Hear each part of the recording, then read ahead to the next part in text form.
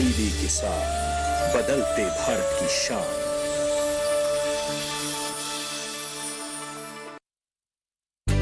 हमारा डेजर्ट आ गया पर हमारी चैंपियन नहीं आई अब तक। बिल भरने के पहले तो आएगी ना। So girls, क्या हो रहा है? बिल हो रहा है। चल अपना कार्ड दे। पिन दे। RBI कहता है अपना पिन, OTP, CVV या इंटरनेट बैंकिंग पासवर्ड किसी को ना दे। ऑनलाइन बैंकिंग सिर्फ अपने ही कंप्यूटर, मोबाइल और सिक्योर नेटवर्क से करें। हाँ, ये खाने की चैंपियनशिप थी क्या? RBI कहता है जानकार बनिए, सतर्क रहिए।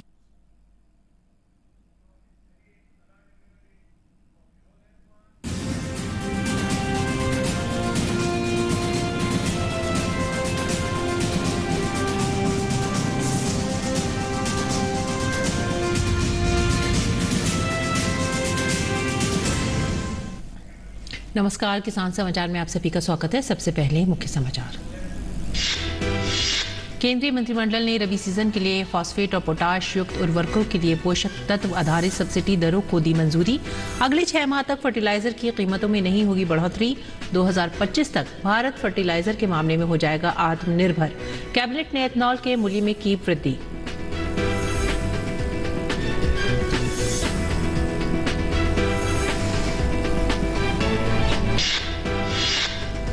भारत का कृषि एवं पंस्कृतिक खाद्य उत्पाद निर्यात पिछले वित्त वर्ष की समान अवधि की तुलना में 25% बढ़ा। चालू वित्त वर्ष की दूसरी तिमाही में निर्यात $13,771 मिलियन तक पहुंचा।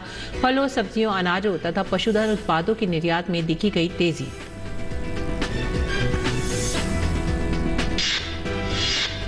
कपड़ा मंत्रालय ने स्पेशलिटी फाइबर, एग्रो टेक्सटाइल, प्रोटेक्स, फोरटेक और जियोटेक श्रेणियों संबंधी सेक्टर में 20 प्रमुख परियोजनाओं को दी मंजूरी। केंद्रीय मंत्री पीयूष गोयल ने नवोन्मेष और स्वदेशीकरण में की देश के वैज्ञानिकों और प्रौद्योगिकी विशेषज्ञों के योगदान तथा प्रयासों की प्रशंसा। पंजाब में पराली जलाने की घटनाओं ने दिल्ली का घोटा दम। राष्ट्रीय राजधानी दिल्ली में एयर क्वालिटी इंडेक्स पहुंचा खतरनाक स्तर पर। केंद्रीय पर्यावरण मंत्री भूपेंद्र यादव ने आम आदमी पार्टी पर बोला हमला। कहा पंजाब में पराली जलाने की घटनाओं में देखी गई 19% की वृद्धि।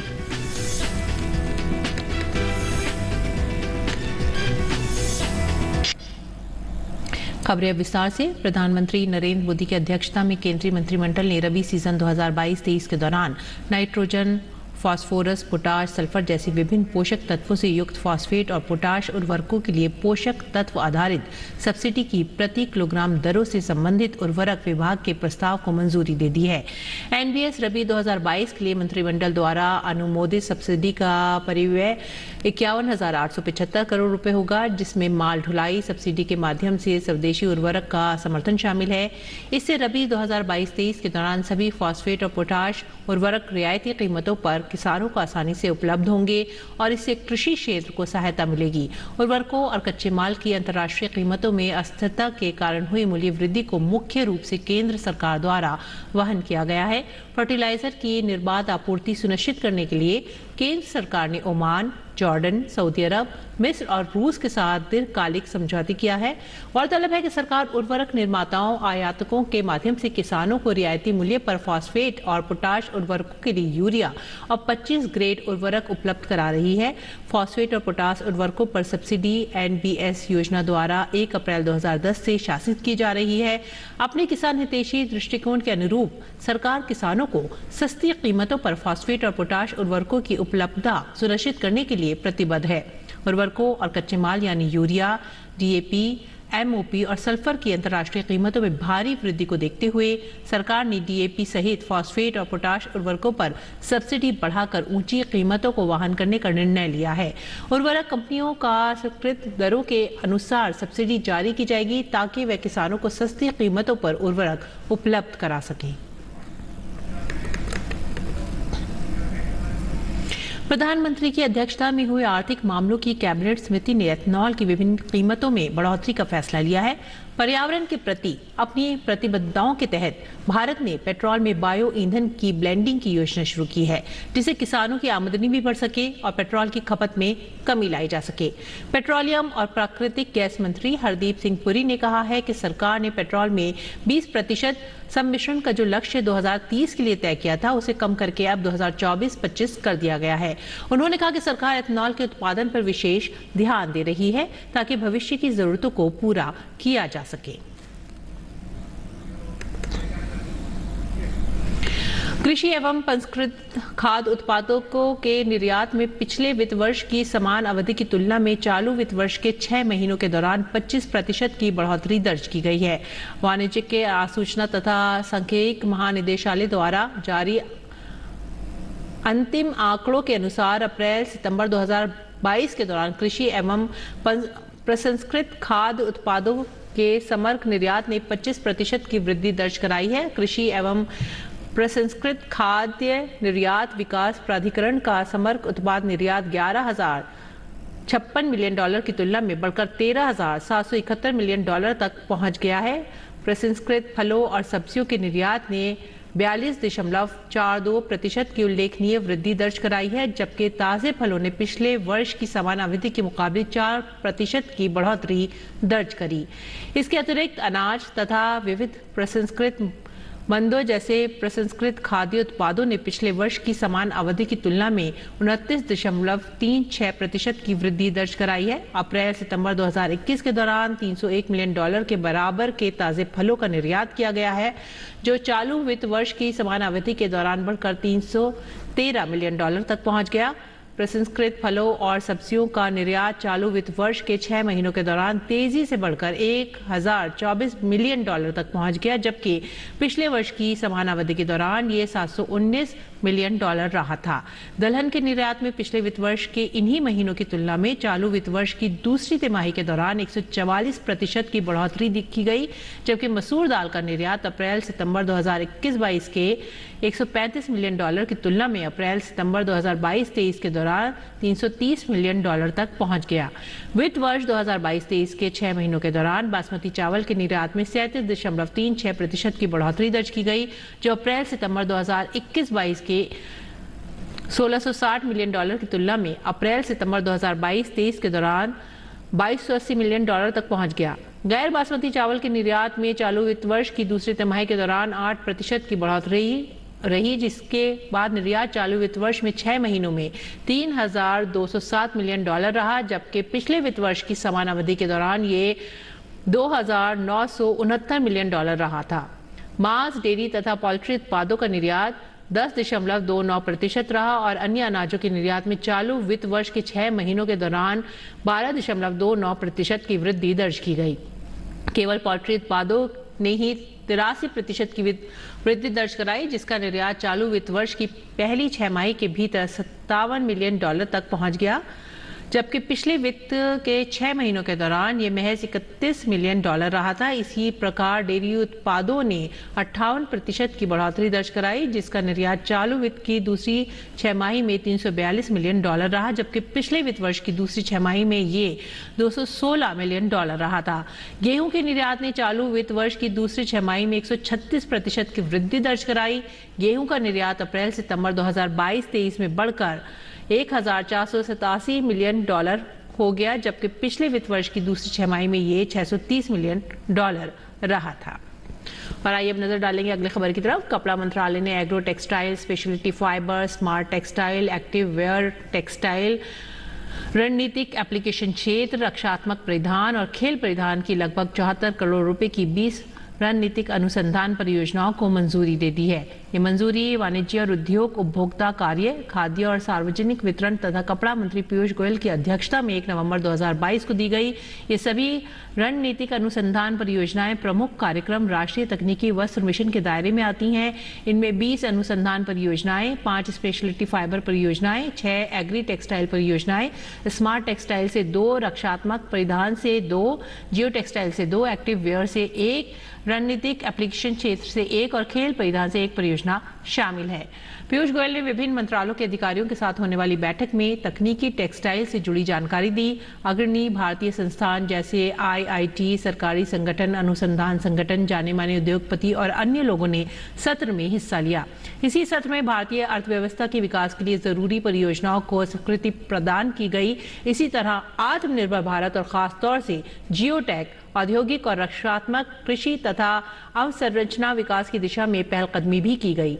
जाने माने वैज्ञानिकों और तकनीकी विशेषज्ञों को संबोधित करते हुए पीयूष गोयल ने कहा कि भारत में तकनीकी टेक्सटाइल के क्षेत्र में विकास तथा अनुसंधान के लिए उद्योग तथा अकादमिक जगत का जुड़ाव जरूरी है।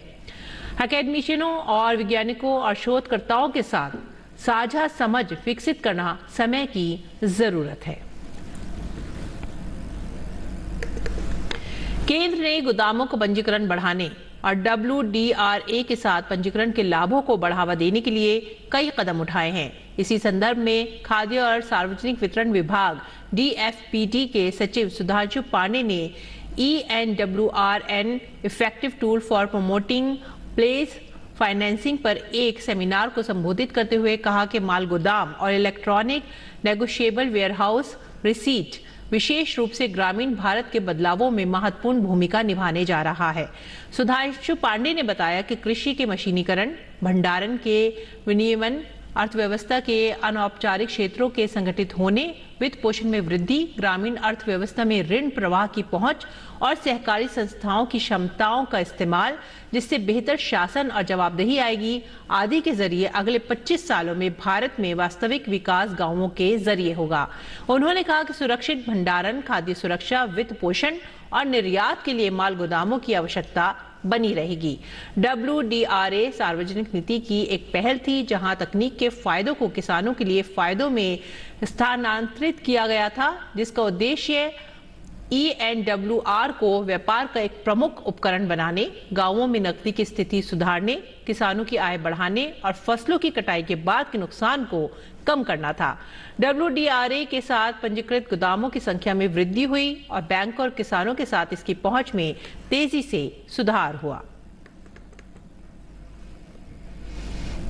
इस बीच पंजाब में बड़े स्तर पर पराली जलाने की घटनाएं सामने आ रही हैं। इसी वजह से राजधानी दिल्ली और आसपास के राज्य प्रदूषण की गंभीर समस्याओं का सामना कर रही हैं। आने वाले दिनों में राजधानी दिल्ली में प्रदूषण का संकट और गहरा हो सकता है। दिल्ली में गुरुवार को वायु गुणवत्ता सूचकांक AQI 346 दर्ज किया गया। दिल्ली में प्रदूषण की समस्या का मुख्य कारण पंजाब के खेतों में जल रही पराली को बताया जा रहा है। पंजाब में इस सीजन में पराली जलाने के सभी रिकॉर्ड टूट गए हैं। एक ही दिन में पराली जलाने के मामलों में भारी बढ़ोतरी देखी गई है। Commission for air quality management in national capital region and adjoining areas द्वारा जारी एक नोटिफिकेशन के मुताबिक पंजाब में इस सीजन में अब तक पराली जलाने के 21,000 से अधिक मामले सामने आए हैं। पराली जलाने वाले किसानों का कहना है कि वो पिछले 1 साल से मशीनों के लिए लाखों रुपए जमा करवाए हैं, लेकिन सरकार मशीनें नहीं दे रही है, इसीलिए वे पराली जलाने के लिए मजबूर हैं। केंद्रीय पर्यावरण, वन और जलवायु परिवर्तन मंत्री भूपेंद्र यादव ने दिल्ली NCR में बढ़ते प्रदूषण पर चिंता जताई है। उन्होंने कहा है कि पंजाब में जब से आम आदमी पार्टी की सरकार बनी है, तब से वहां पराली जलाने की घटनाओं में 19% की वृद्धि देखी गई है। केंद्रीय पर्यावरण मंत्री ने पराली जलाने पर नियंत्रण के मामले में हरियाणा सरकार के प्रयासों की तारीफ की। उन्होंने कहा कि हरियाणा में ऐसी घटनाओं में 30.6% की गिरावट देखी गई है। वहीं पंजाब में लगातार पराली जलाने की घटनाओं ने राजधानी दिल्ली को अत्यधिक प्रदूषित कर दिया है।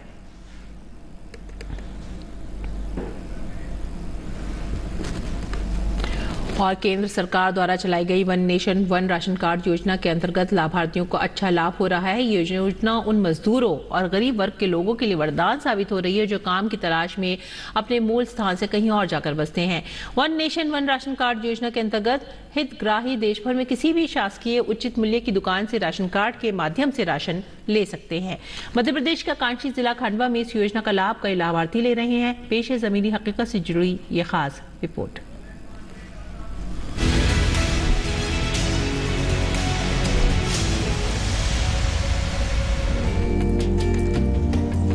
केंद्र सरकार की महत्वाकांक्षी योजना one nation one ration card योजना मध्य प्रदेश के आकांक्षी जिला खंडवा में गरीब परिवारों के लिए वरदान साबित हो रही है। जिले में दूर दराज इलाकों से आए ये गरीब और मजदूर वर्ग के लोग किसी भी राशन की दुकान में अपना महीने का राशन ले पा रहे हैं। इस योजना के तहत ये हितग्राही देश के किसी भी कोने से अपना राशन कार्ड दिखाकर और मशीन के माध्यम से राशन ले सकते हैं। लाभार्थियों के मुताबिक यदि यह योजना नहीं होती तो उन्हें हर माह महंगे दामों पर राशन बाजार से खरीदना पड़ता। वन राशन बहुत बढ़िया योजना है, अच्छा है। अभी 50 किलो मिल रहा है वन राशन का 25 अलग, 25 फ्री मिल जाता है, 25 वो मिल जाता है। ये योजना ऐसी है कि मैं देशगांव में रहता हूँ और मैं यहाँ खंडवा में रहता हूँ। मतलब यहाँ का मेरे को राशन प्राप्त हो जाता है वन योजना का, और किसी प्रकार कोई दिक्कत नहीं आती है। और जब आता हूँ तब राशन मिल जाता है। और अभी मैं आया हूँ, मैं शॉप पे, यहाँ पर मेरे को राशन मिल रहा है। खंडवा जिले के खाद्य अधिकारी के अनुसार खंडवा के आकांक्षी जिला होने के कारण यहाँ शासन की हर योजना का लाभ लाभार्थियों तक पहुँचाने के लिए विशेष प्रयास किए जा रहे हैं। One nation one ration card योजना उपभोक्ताओं की सुविधा के लिए प्रारंभ की है और ये खंडवा जिले में लगभग 8 महीने से चल रही है, 8 से 10 महीने हो गए और इसमें लोग लाभ ले रहे हैं।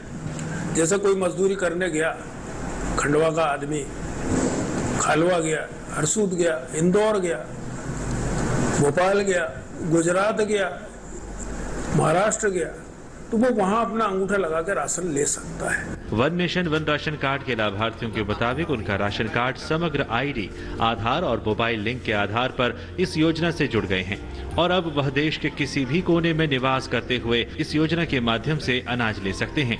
Bureau report, DD news.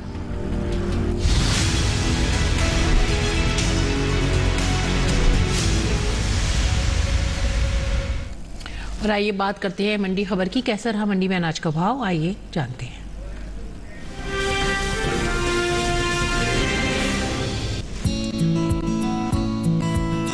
कृषि उपज मंडियों में धान की आवक बनी हुई है। बुधवार को उत्तर प्रदेश और पंजाब की मंडियों में धान की आवक अधिक देखने को मिली। बात इसके हाजिर भाव की करे तो एग मार्केट के अनुसार पंजाब की जलालाबाद मंडी में धान का भाव रहा 2060 रुपए, जालंधर कैंट मंडी में भाव रहा 2060 रुपए, राजस्थान की कोटा मंडी में धान 3000 रुपए पर बिकी। उत्तर प्रदेश की लखीमपुर मंडी में सामान्य धान का भाव रहा 1840 रुपए, जबकि राज्य की ही पीलीभीत मंडी में इस दौरान धान के सौदे 2040 रुपए पर हुए। बात चावल के निर्यात की करें तो भारत दुनिया के सबसे बड़े चावल निर्यातकों में से एक है। वैश्विक बाजार में भारतीय चावल का दबदबा बना हुआ है। भारत दूसरे देशों के मुकाबले अच्छी गुणवत्ता और सस्ता चावल वैश्विक बाजार में उपलब्ध कराता है। यही वजह है कि अंतर्राष्ट्रीय बाजार में भारतीय चावल की मांग लगातार बढ़ रही है। एपिडा की ओर से जारी ताज़ा आंकड़ों के अनुसार भारत ने साल 2022 में अप्रैल से जुलाई महीने के दौरान करीब 73,20,227 टन कुल चावल निर्यात किया है। बासमती चावल के निर्यात पर नजर डालें तो साल 2022 में अप्रैल से जुलाई के बीच बासमती चावल के निर्यात में बढ़त देखने को मिली है। बीते 4 महीने के दौरान बासमती चावल का निर्यात 15,05,739 टन का हुआ है, जो बीते साल इस दौरान 14,30,472 टन रहा था।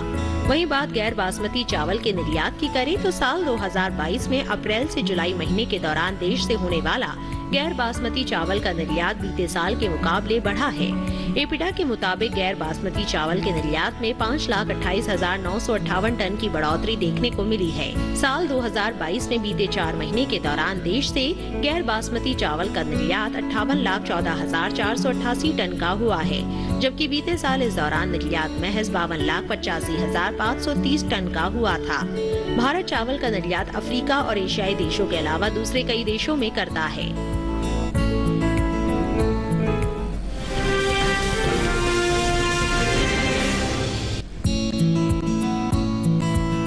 चालू रबी सीजन में चने की बुआई बीते साल से आगे चल रही है। कृषि मंत्रालय की ओर से साल 2022-23 के लिए जारी ताज़ा आंकड़ों के अनुसार 28 अक्टूबर तक रबी चने की बुआई 6,96,000 हेक्टेयर में हो चुकी है, जबकि बीते साल इस दौरान बुआई का क्षेत्रफल 4,12,000 हेक्टेयर रहा था। यानी इस साल रबी चने की बुआई बीते साल के मुकाबले 2,84,000 हेक्टेयर आगे है। फिलहाल कृषि उपज मंडियों में इन दिनों चने की आवक सामान्य बनी हुई है। बात इसके भाव की करें तो बुधवार को ज्यादातर मंडियों में चने के सौदों में मिला जुला रुख देखने को मिला। जहां राजकोट मंडी में चने के सौदे मजबूती के साथ हुए, वहीं गंगापुर सिटी, जयपुर और गाजीपुर मंडी में चने के भाव में हल्की नरमी देखने को मिली। जबकि उत्तर प्रदेश की इलाहाबाद मंडी में चने के सौदों में कोई बदलाव नहीं हुआ। गुजरात राजकोट मंडी में 1 नवंबर को देसी चने का भाव था 4,100 रुपए। 2 नवंबर को इसके भाव में 150 रुपए की तेजी आई और भाव जा पहुंचा 4,250 रुपए पर। राजस्थान की गंगापुर सिटी मंडी में इस दौरान चने के सौदों में नरमी के साथ कारोबार हुआ। 1 नवंबर को यहां चने का भाव रहा 4,371 रुपए। 2 नवंबर को इसके सौदे 8 रुपए लुढ़क कर 4,363 रुपए पर हुए। इसी तरह जयपुर मंडी में 1 नवंबर को चने का भाव था 4,222 रुपए। 2 नवंबर को इसके सौदों में 3 रुपए की नरमी आई और भाव हो गया 4,219 रुपए। उत्तर प्रदेश की इलाहाबाद मंडी में बीते 2 दिनों के दौरान चने के भाव स्थिर रहे। यहाँ 1 और 2 नवंबर को चना 5,300 रुपए पर बिका। राज्य की ही गाजीपुर मंडी में देसी चने के भाव में गिरावट देखने को मिली। यहाँ 2 नवंबर को चने के सौदे 40 रुपए टूटकर 5,740 रुपए पर हुए। बात दलहन की पैदावार की करें तो घरेलू स्तर पर इस साल कुल दलहन की उपज में कमी का अनुमान जताया गया है। कृषि मंत्रालय की ओर से जारी पहले अग्रिम अनुमान के मुताबिक देश में साल 2022-23 के दौरान कुल दलहन की पैदावार 83,70,000 टन होने का अनुमान है, जबकि बीते साल इस दौरान दलहन की उपज 2,76,90,000 टन रही थी।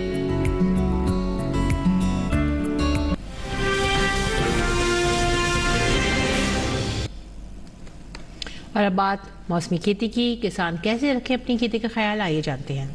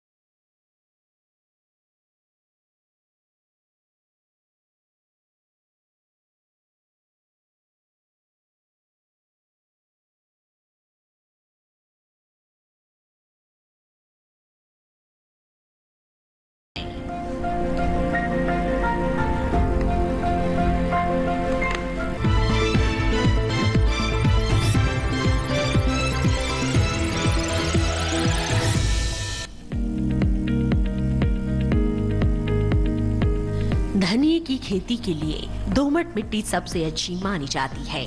इसे अच्छे जीवांश युक्त भारी भूमि में भी उगाया जा सकता है। खेत में जल निकासी का उचित इंतजाम जरूरी है। बोने से पहले खेत को अच्छी तरह जोत ले और मिट्टी को भुरभुरा बना ले, साथ ही मिट्टी को समतल कर ले। आखिरी जुताई में 100 से 120 क्विंटल प्रति हेक्टेयर की दर से गोबर की खाद मिला दे। बीज की मात्रा बुआई और सिंचाई की दशा पर निर्भर करती है। सिंचित दशा में 12 से 15 किलो बीज प्रति हेक्टेयर डालें, जबकि असिंचित दशा में इतनी ही जमीन के लिए 25 से 30 किलो बीज की जरूरत होगी। बोने से पहले बीज को उपचारित जरूर कर लें। साथ ही बुआई से पहले बीज को 12 घंटे पानी में भिगो कर रखें। कतार से कतार की दूरी 20 से 30 सेंटीमीटर, जबकि गहराई 2 से 2.5 सेंटीमीटर रखें। पूरी फसल में 4-5 सिंचाई की जरूरत होती है। पहली सिंचाई बुआई के 30 से 35 दिन बाद, दूसरी 60 से 70 दिन बाद, तीसरी 80 से 90 दिनों के बाद और चौथी 100 से 105 दिन बाद करें। पहली सिंचाई के बाद निराई गुड़ाई करके खरपतवार निकाल दें। 1 माह बाद फिर से निराई गुड़ाई करें। खरपतवार की रोकथाम के लिए विशेषज्ञों की सलाह पर उचित दवाओं का छिड़काव करें। धनिये में उकठा रोग चूर्णिल आसिता रोग हो सकता है। इसे ग्रामीण भाषा में दहिया भी कहा जाता है। रोकथाम के लिए रोग अवरोधी प्रजातियां बोकर भी बीमारियों से बचा जा सकता है। फसल चक्र अपनाना भी बेहतर रहता है, लेकिन किसान इस बात का ध्यान रखे कि फसल में किसी भी तरह की दवा का छिड़काव करने से पहले कृषि विशेषज्ञों की सलाह जरूर ले। पूरी फसल होने पर पत्तियों की तुड़ाई सावधानी से करें। ध्यान रहे तोड़ते समय पत्तियां बर्बाद ना होने पाए। 1 हेक्टेयर जमीन से 125 से 140 क्विंटल तक हरी पत्तियां ली जा सकती है।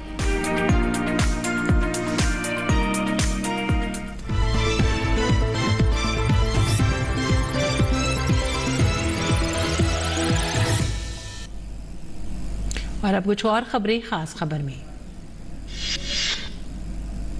प्रधानमंत्री नरेंद्र मोदी सतर्कता जागरूकता सप्ताह के अवसर पर नई दिल्ली के विज्ञान भवन में आयोजित कार्यक्रम में शामिल हुए। प्रधानमंत्री ने सीवीसी के नए शिकायत प्रबंधन प्रणाली पोर्टल का शुभारंभ किया। प्रधानमंत्री ने इस मौके पर सीवीसी और सीबीएसई की तरफ से इस साल की थीम पर आयोजित निबंध प्रतियोगिता पर विजेता छात्र छात्राओं को पुरस्कृत किया। प्रधानमंत्री ने इस मौके पर केंद्रीय सतर्कता आयोग द्वारा प्रकाशित 3 पुस्तकों का डिजिटल अनावरण भी किया। आगरा के एतमादपुर में रोडवेज बस टैंकर से टकरा गई। हादसे में 2 यात्रियों की मौत हो गई, जबकि 10 से अधिक घायल हो गए। घायलों को अस्पताल में भर्ती कराया गया है। उत्तर प्रदेश के मथुरा में वृंदावन गार्डन होटल में भीषण आग लग गई। घटना में 2 कर्मचारियों की मौत हो गई, जबकि 2 अन्य लोग झुलस गए, जिनमें एक की हालत गंभीर है। गुजरात के मोरबी में रविवार शाम हुए ब्रिज हादसे में लापता शवों को बरामद करने का अभियान अभी भी जारी है। एनडीआरएफ समेत सभी एजेंसियां एक दूसरे की मदद करते हुए काम कर रही हैं। रक्षा अनुसंधान और विकास संगठन डीआरडीओ ने दूसरे चरण की BMD interceptor AAD-1 ballistic missile की पहली परीक्षण उड़ान सफलतापूर्वक पूरी की है। रक्षा मंत्री राजनाथ सिंह ने सफल परीक्षण पर डीआरडीओ और परीक्षण से जुड़ी टीम को बधाई दी है। गुजरात में आगामी विधानसभा चुनाव में उम्मीदवारों के नाम को अंतिम रूप देने के लिए राज्य भाजपा संसदीय बोर्ड की गांधीनगर में बैठक 3 दिन की इस बैठक में संसदीय बोर्ड द्वारा सुझाए गए उम्मीदवारों के नाम पर होगी चर्चा। राष्ट्रपति द्रौपदी मुर्मू ने नागालैंड दौरे पर कोहिमा युद्ध स्मारक पर श्रद्धांजलि अर्पित की। कोहिमा युद्ध स्मारक में दूसरे विश्व युद्ध में शहीद 2700 ब्रिटिश सैनिकों की कब्रें हैं।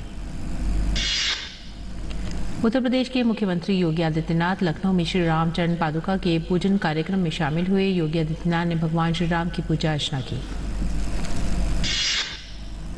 इसके साथ ही हमें दीजिए आज्ञा। नमस्कार।